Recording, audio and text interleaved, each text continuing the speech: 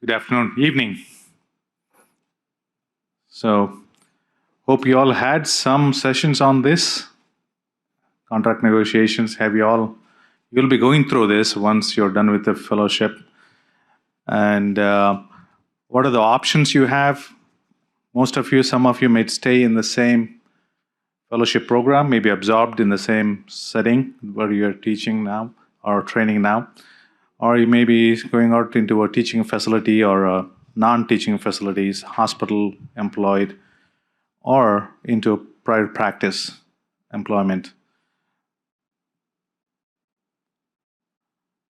Base salaries, of course, is a standardized salary. MGMA average salary will be there in the geographic area.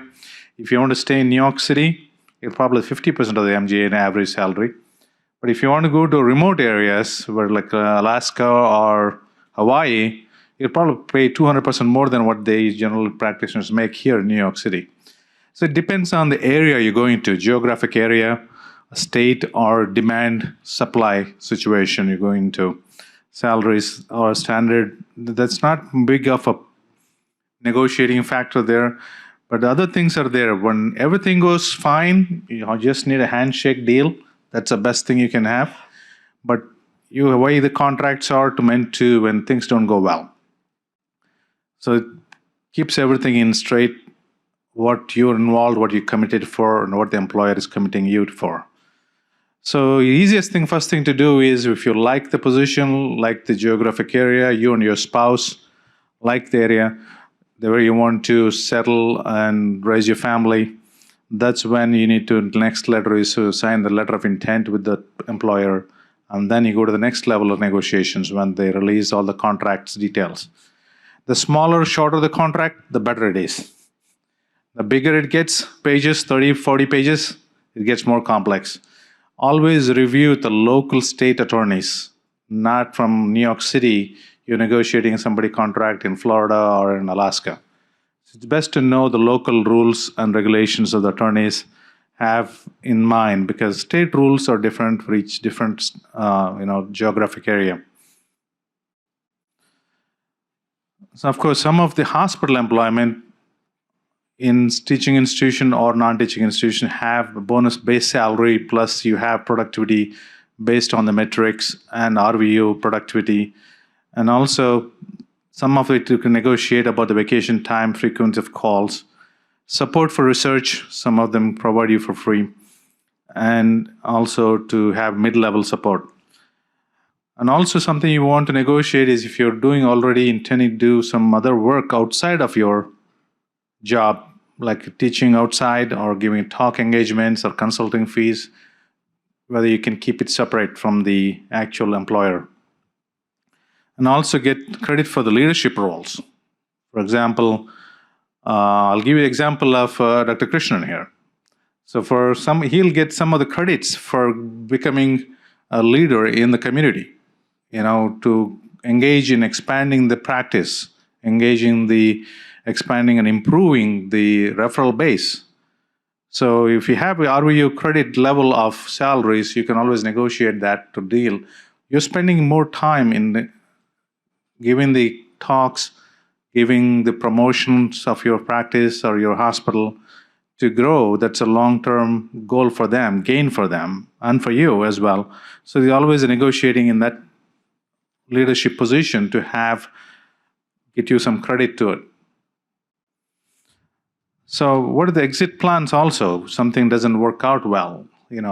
What are the frequencies of changing the first job?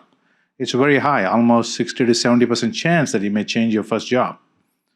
How you want to prevent that? Because it's going to be a lot of expensive and emotional, and family relocation can be very painful sometimes.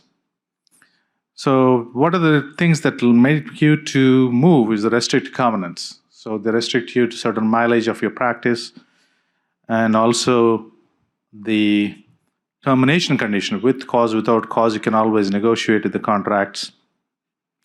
And also some of the things they rule is the patent rights we were talking about earlier today.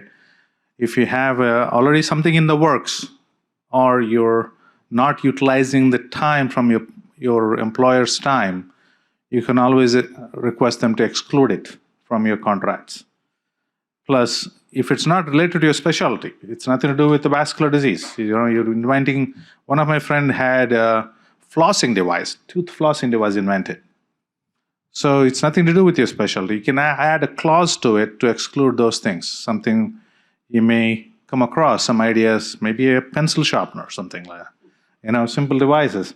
So it's nothing to do with your field. You can always make them exclude those things in the contract, and they're negotiable, those things. And coming to private practice group, it's still a doable thing that even if you go on a solo practice on your own.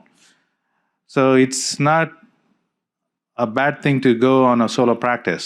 Still a doable, but a lot of towns, unlike New York City, outside the city, outside the academic centers, the hospitals are still based on community hospitals, community financed hospitals. They do not have their own employed physicians.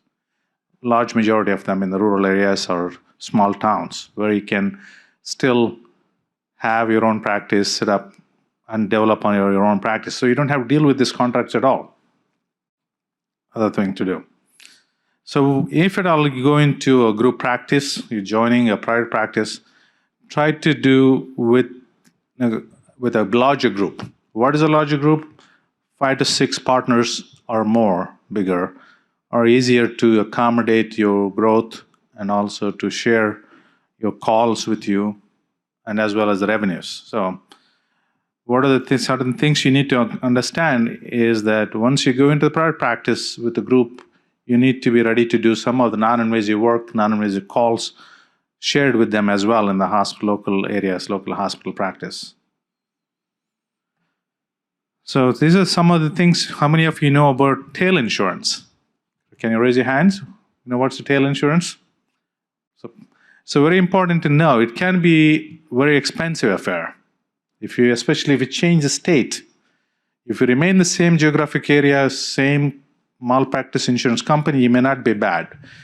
Otherwise, it can run into hundreds of $1,000s of tail insurance coverage for you to change the job. So you can negotiate part of that depending on the number of years you're with the employer. They can always negotiate amount of shared tail insurance to be paid both parties.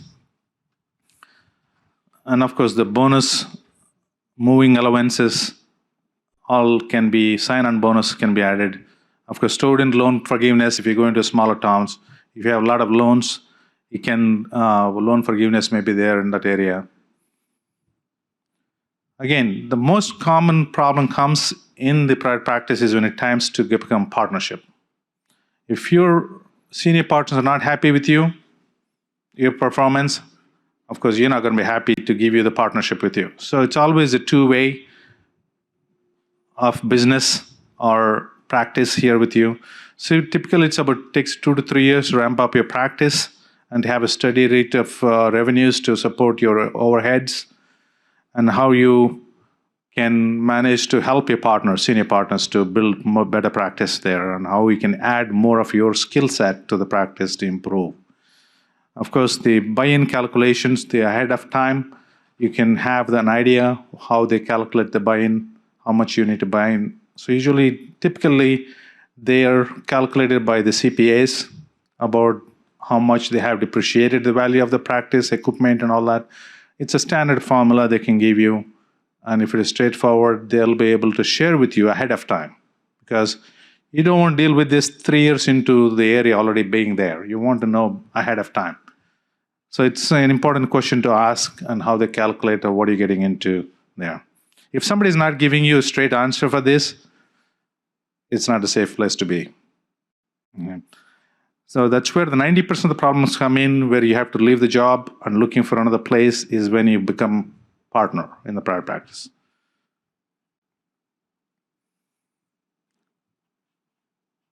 So another thing is to see if you have a group history of the practice. If somebody had rotating door, we call. They join the practice, after 2 years, they're leaving again. And you're replacing another guy who's leaving. That's not a good sign of the practice you're looking into. So you want to have a steady growth practice where they're growing and the demand is there for you to grow there.